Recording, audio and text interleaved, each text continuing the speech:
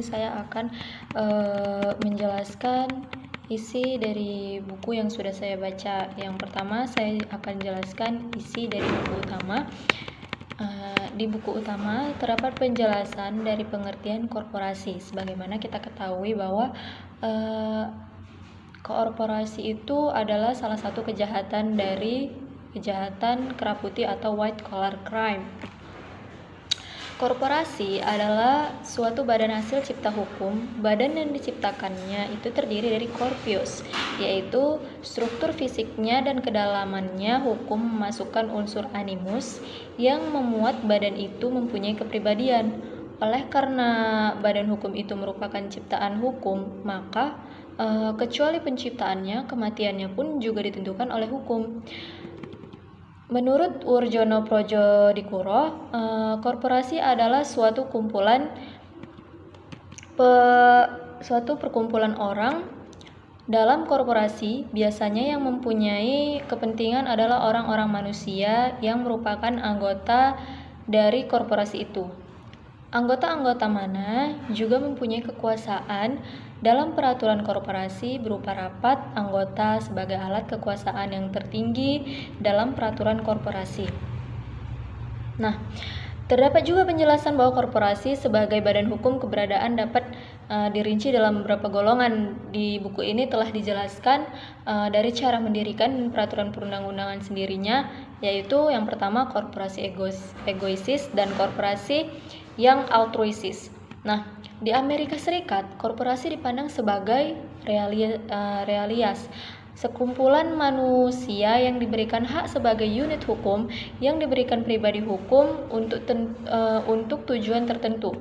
Tujuan pemindahan korporasi ialah to deter a corporation from printing wrongful acts. Baru pada tahun 1909 di Amerika menempati bahwa korporasi dapat dipertanggungjawabkan dalam hukum pidana, yaitu putusan Supreme Court dalam kasus New York Central and Hudson River RRV United States.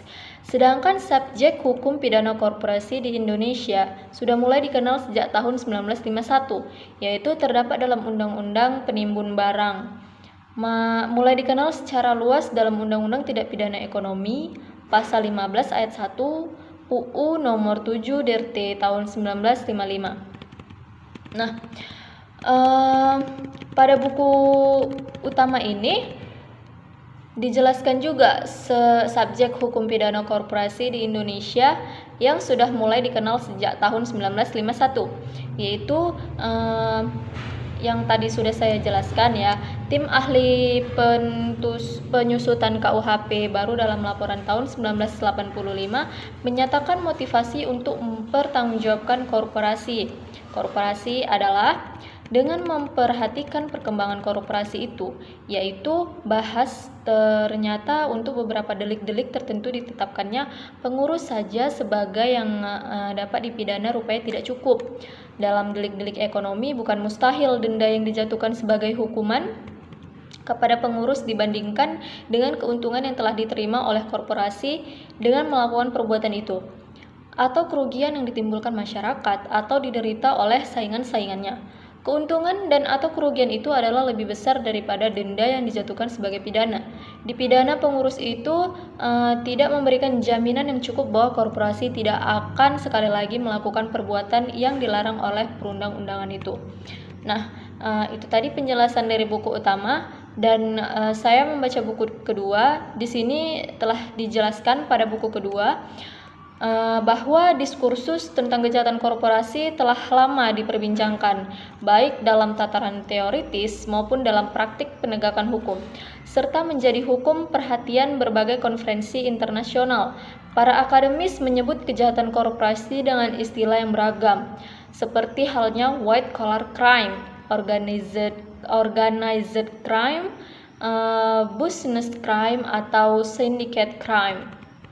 Disebut sebagai white collar crime karena kejahatan korporasi dilakukan oleh mereka yang memiliki status sosial tinggi dan kedudukan terhormat, serta biasanya dilakukan dengan dikendalikan oleh direksi, komisaris, ataupun orang penting perusahaan lainnya.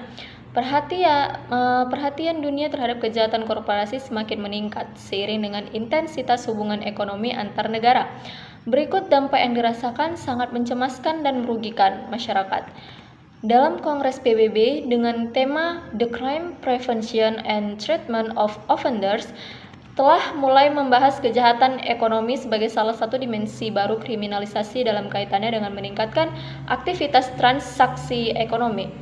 Pada umumnya, kejahatan di bidang ekonomi dilakukan oleh mereka yang memiliki kedudukan terhormat ataupun para pengusaha yang mendapat legitimasi dalam kegiatan bisnisnya.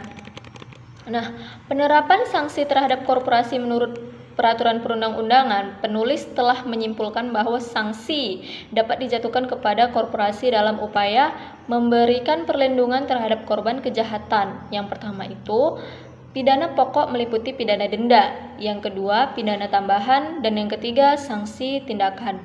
Nah, itu tadi penjelasan dari buku kedua saya. Dan buku ketiga yang saya baca itu penjelasan dari isinya. Di situ di buku ketiga telah menjelaskan kejahatan korporasi sebagai tindak pidana yang dilakukan oleh pengurus korporasi untuk kepentingan korporasi atau tindak pidana yang dilakukan oleh korporasi itu sendiri atau offense committed by corporation official for the corporation or the corporation itself. Sistem pertanggungjawaban korporasi adalah pengurus korporasi sebagai pembuat dan penguruslah yang bertanggung jawab. Korporasi sebagai pembuat dan pengurus bertanggung jawab. Korporasi sebagai tindak pidana dan keduanya pula yang bertanggung jawab. Dan dalam kepustakaan hukum pidana dapat dimintainya pertanggungjawaban korporasi yang dikenal dengan beberapa doktrin. Di antaranya adalah identification doctrine, aggregation doctrine, rective corporation fault, vicarious liability, management failures model, corporate mens rea doctrine, specific corporate offense, dan strict liability. Nah, di sini saya akan membandingkan dari ketiga buku tersebut. Dari buku utama mempunyai kelebihan masing-masing. Dari buku utama, kedua, dan ketiga telah memiliki beberapa kelemahan dan kelebihan. Nah, di buku utama, kelebihan pada buku utama penjelasan yang ada di dalamnya sangat rinci, sehingga pembaca mendapat pengetahuan yang lebih luas. Contohnya saja pada pembahasan yang cukup mendalam pada bagian pengertian korporasi, menjelaskan pengertian korporasi dari segi hukum pidana maupun perdata, tidak hanya menjelaskan pengertian korporasi secara etimologi. Sehingga pembaca cukup banyak mengetahui pengertian dari korporasi dan pertanggungjawaban pidana korporasi.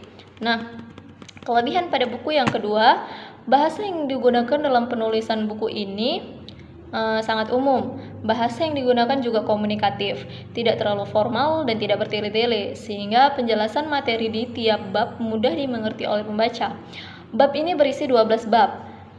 Buku ini berisi dalam 12 bab.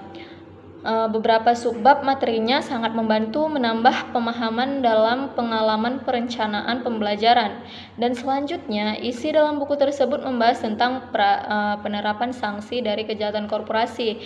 Di situ telah dijelaskan sangat rinci. Kelebihan dari buku ketiga pada buku ini terdapat di dalam penggunaan kalimatnya. Buku ini termasuk buku yang sangat fleksibel, di mana kata-katanya menggunakan bahasa yang mudah dipahami oleh para pembaca. Dan buku tersebut juga banyak memuat kejahatan, kerah putih atau white collar crime lainnya, sehingga pembaca memiliki pengetahuan yang lebih luas, tidak hanya korporasi saja. Nah, kelemahan pada buku utama, penulisan terdapat kesalahan penulisan di beberapa kata. Contohnya, penulisan kata politik pada bab 12 halaman 48 yang menjadi politik, dan kalimatnya terlalu bertele-tele menurut saya, sehingga saya sulit untuk memahami untuk memahami materinya. Terdapat juga sistematika dari penulisan buku ini seperti penggunaan tanda baca yang kurang tepat. Sedangkan pada buku kedua, cover pada buku kedua itu menurut saya kurang menarik dan tulisan pada setiap kalimat ada yang rapat-rapat sehingga saya merasa risih gitu sebagai pembaca untuk membaca seakan-akan buku dibuat terburu-buru kesannya. Begitu juga dengan buku ketiga. Cover pada buku ketiga juga kurang menarik gambarnya, terlalu rame, dan pada pembahasan korporasi pada buku ini tidak terlalu dijelaskan dengan rinci. Jadi kurang rinci saja gitu, tindak pidananya kurang spesifik lagi. Jadi saran saya dan untuk merekomendasikan buku ketiga ini yang paling cocok adalah buku yang utama. Buku yang ditulis oleh Profesor Dr. Mulyadi SH dan Profesor Dr. Wijaya Priyanto SH MH yang